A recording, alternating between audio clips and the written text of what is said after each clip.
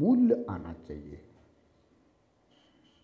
जिस वस्तु का मूल्य आ जाता है उस वस्तु के प्रति कर्तव्य आ जाता है। आज आपके पास पीतल की अंगूठी हो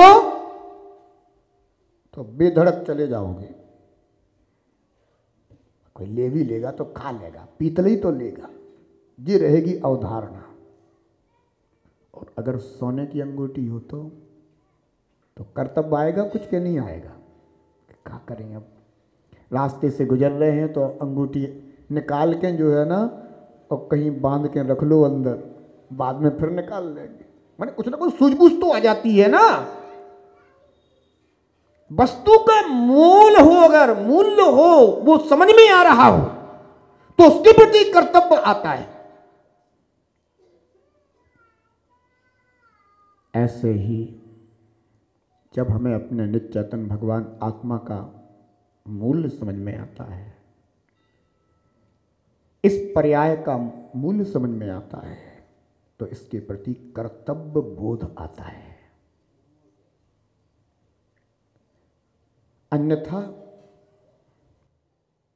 कान वाले भी बहरे हैं, वो इसीलिए बहरे हैं क्योंकि उन्हें अभी मूल समझ में नहीं आया है।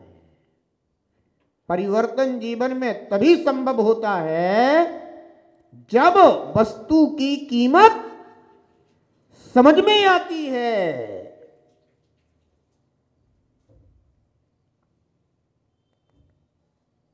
अनंत भव गुजर गए, जड़ की उपासना करते करते आज अगर पुण्य का उदय हुआ है, तुमने अतीत पर्याय में जो पुण्य किया था वह पुण्य का उदय हुआ है, तो कम से कम पुण्य के उदय में कुछ पुण्य के भी कार्य करो और कुछ धर्म के भी कार्य करो। दोनों जरूरी है। पुण्य के कार्य करने से भावी पर्याय अपन को उच्च कुल की प्राप्त होती है, और धर्म के कार्य करने से अपनी आत्मा में वो संस्कार साथ जाता है जिससे जन्म जन्म में रत्नत्रय की श्रद्धा प्राप्त होती है। ये दोनों कार्य जरूरी है। इनमें से अगर एक कार्य भी छूट गया तो दोनों कार्य छूट जाते हैं। अगर पुण्य का कार्य नहीं करा तो कुछ ही किसी हीन पर्याय में चला जाएगा, और धर्म का संस्कार नहीं लिया तो भले ही भावी पर्याय में पुण्य के फल प्राप्त हो जाएंगे पर धर्महीन होकर के जीवन व्यतीत करेगा। हैं तो बड़े दुनिया में बड़े बड़े धनपति जिनके पास धन की कोई कमी थोड़ी ना है, पर अगर कमी है उनके जीवन में तो सिर्फ धर्म की। धर्म के नाम पर उनके पास कुछ नहीं है। और फिर धर्म में भी समीचीन धर्म को समझ पाना ये और कठिन कार्य है, क्योंकि वर्तमान में तो धर्मों की भी भीड़ लगी हुई है। अब हमें स्वयं निर्णय करना होगा कि सम्यक दर्शन ज्ञान चरित्राणि मोक्ष मार्ग सदृष्टि ज्ञान वृत्तानि धर्मम, यह रत्नत्रय रूप धर्म कहां है, ये कहां मिलता है। बंधुओं, कहने का तात्पर्य यही है कि मैं अपने भगवत स्वरूप को नहीं पहचानता, भगवत स्वरूप को पहचान कर प्राप्त करने का अगर कोई मार्ग है तो वो है सम्यक दर्शन ज्ञान चरित्राणि मोक्ष मार्ग।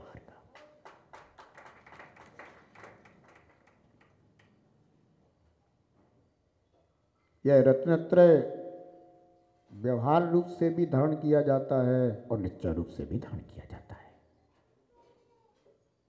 और जो व्यवहार रत्नत्रय और निश्चय रत्नत्रय दोनों को साध लेता है वह अपना मोक्ष मार्ग साध लेता है।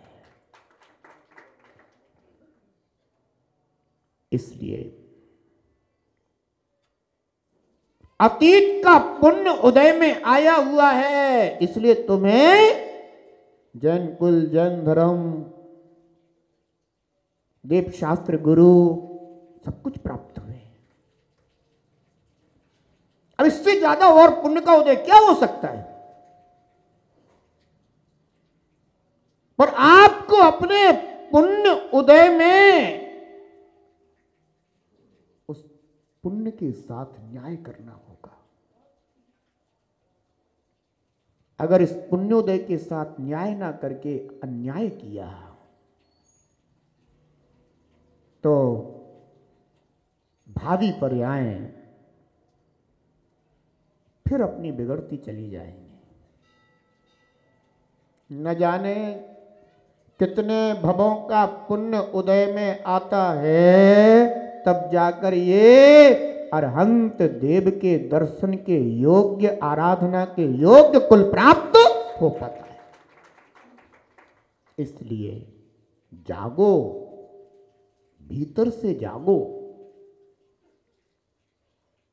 नेत्र तो खुले पर ज्ञान नेत्र नहीं खुले। इन ज्ञान नेत्रों को खोल करके हम अपने स्वरूप का दर्शन करें, प्रभु का दर्शन करें और धर्म के मूल्य को, धर्म के कीमत को, अपनी पर्याय की बहुमूल्यता को, कीमत को जान करके उसको संभालने का प्रयास करें, उसको प्राप्त करने का प्रयास करें, जो बहुत दुर्लभ है।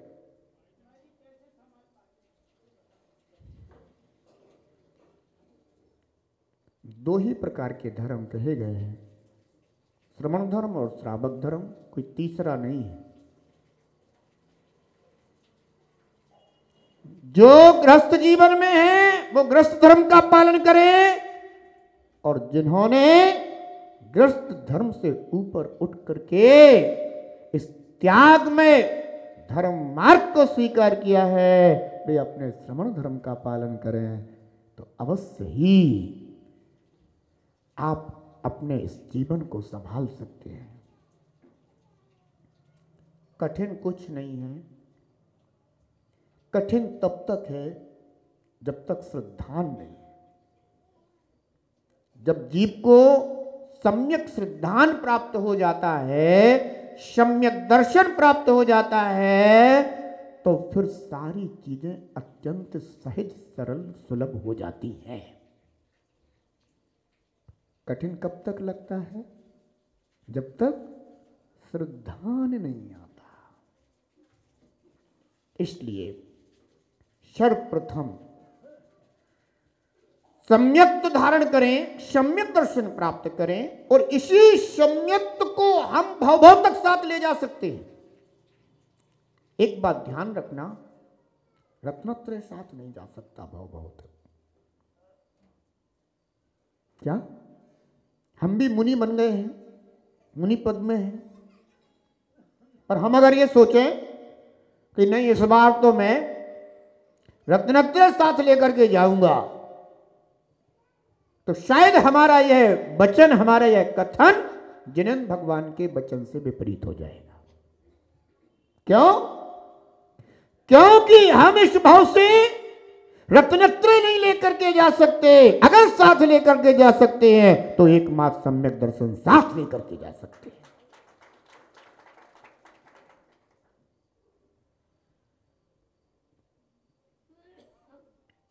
और सम्यक दर्शन अगर साथ चला गया तो यह समझ लो कि रत्नत्रय ही साथ चला गया है।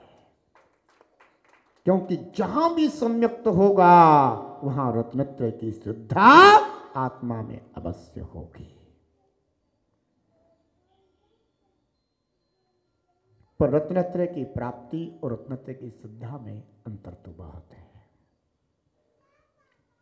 जहां एक और मात्र रत्नत्रय की श्रद्धा है वहां, और जहां रत्नत्रय की प्राप्ति है वहां जीव की निजरा में बहुत बड़ा फर्क होता है। इसलिए पुरुषार्थ ऐसा करें कि अगर यहां से हमारे साथ कुछ जा सकता है,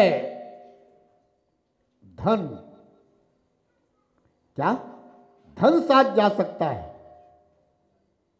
बंधुओं, एक बात, एक मात्र जिनेन्द्र भगवान का बताया हुआ मार्ग ही ऐसा है जिसमें धन साथ जाता है, है? बाकी जिनेन्द्र भगवान ही ये कहते हैं कि तेरा धन तेरे साथ नहीं जाएगा, पर जिनेन्द्र भगवान ये कहते हैं कि तेरा धन तेरे साथ जा सकता है, जड़ साथ नहीं जाएगा, पर अगर सम्यक्त रूपी रत्न तेरे पास है तो प्रभव में साथ जाएगा। और ये वो सम्यक्त रत्न है जो अगर साथ में चला जाए तो चेतन रत्नों को भी प्राप्त कराता है और जड़ रत्नों की भी प्राप्ति कराता है। ध्यान रखना, दोनों रत्नों की प्राप्ति इस सम्यक्त से ही होती है,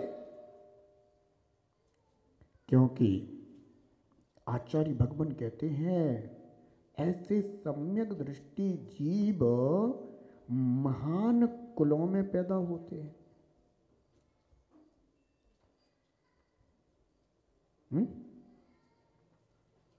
चक्रवर्ती, राजा, महाराजा, मांडलिक, महामांडलिक, अर्चक्री, और भी जितने जितने महान महान पुण्य के फल स्वरूप पद होते हैं, इन सब में कौन पैदा होते हैं? सम्यक दृष्टि। स्वर्गों में भी जाओ तो बिल्कुल रत्नों के जो है ना सब कुछ, विमान, भवन, सिंहासन, हर चीज सम्यक्त रत्न से प्राप्त होती है। यानी महिमा देखो सम्यक्त की, कि जो जड़ रत्नों को भी प्रदान कराती है और चेतन रत्नों को भी प्राप्त कराने में कारण है। ऐसा सम्यक्त रत्न इस भव से भी परभव में साथ जाता है, और यही वो मार्ग है, यही वो रीति है जिससे भव भव में हमारी श्रद्धा धर्म के प्रति बढ़ती चली जाती है। इसलिए बंधुओं, आपने जिस जैन कुल में जन्म लेकर के यह शरीर प्राप्त किया है, इस शरीर का उपयोग जैन कुल के योग्य धर्म क्रियाओं का पालन करके सार्थक करो। ये शरीर इसीलिए मिला है कि हम इसके माध्यम से जो जैन कुल में रहने वाला आचार विचार है, श्रवण और श्रावक दोनों का, मैं भी जैन कुली हूं, तुम भी जैन कुली हो,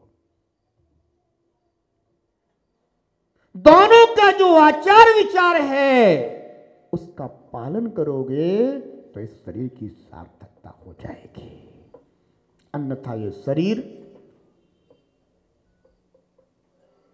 केवल भोगों का साधन बना रहे, धन प्राप्ति के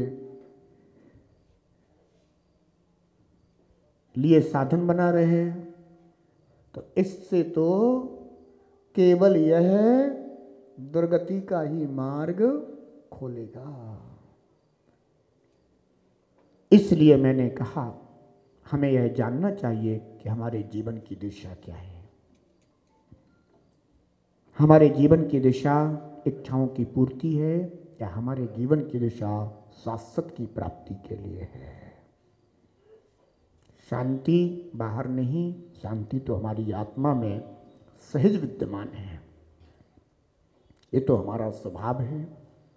और हमारा यह स्वभाव तभी प्रकाशित होगा जब हमारा उपयोग स्वभाव की ओर होगा। अभी तो मात्र बाह्य साधन, बाह्य विकल्प, बाह्य और उन्हीं इच्छाओं की पूर्ति के लिए बाह्य बाह्य बाह्य जड़ द्रव्यों की, है ना, प्राप्ति, इसी में सारा जीवन समाप्त हो रहा है। मिलने वाला कुछ भी नहीं। इस पर्याय में भी तुम उतने ही सुखी होगे जितना पुण्य होगा, उससे ज्यादा नहीं हो सकते। अगर कोई ऐसा सोचे कि हमारे पास ज्यादा बाह्य साधन हो जाएंगे तो हम ज्यादा सुखी हो जाएंगे, तो नहीं होगे। उतने ही होगे जितना तुम्हारा पुण्य होगा। घर के 5 सदस्य 10 सदस्य एक जैसे साधन को भोग रहे हैं, यानी एक जैसे साधन सबको प्राप्त है, पर बता दीजिए उन सभी सदस्यों का सुख एक जैसा हो। सबको एक जैसे साधन मिले हुए हैं, पर एक जैसा सुख क्यों नहीं? क्योंकि सबके अपने अपने पुण्य हैं। जो करके आओ होगे उतना ही मिलेगा, उससे ज्यादा नहीं मिलेगा। वे साधन धरे रह जाएंगे।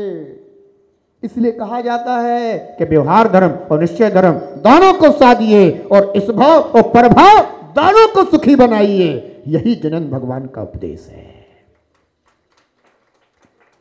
समय आपका हो गया है। जीवन शुभ बने, जीवन मंगल बने, मेरा यही आज के दिन आप सभी के लिए मंगल आशीर्वाद है।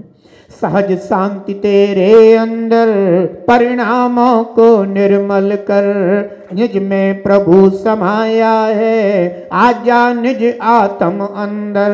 सदगुरु ही सबको हो, सदगुरु ही सबको शिव राह दिखाए रे। जीवन है पानी की बूंद कब मिट जाए रे। जीवन है हानि अनहानि हो, हानि अनहानि कब क्या घट जाए रे। जीवन है पानी की बूंद कब मिट जाए रे।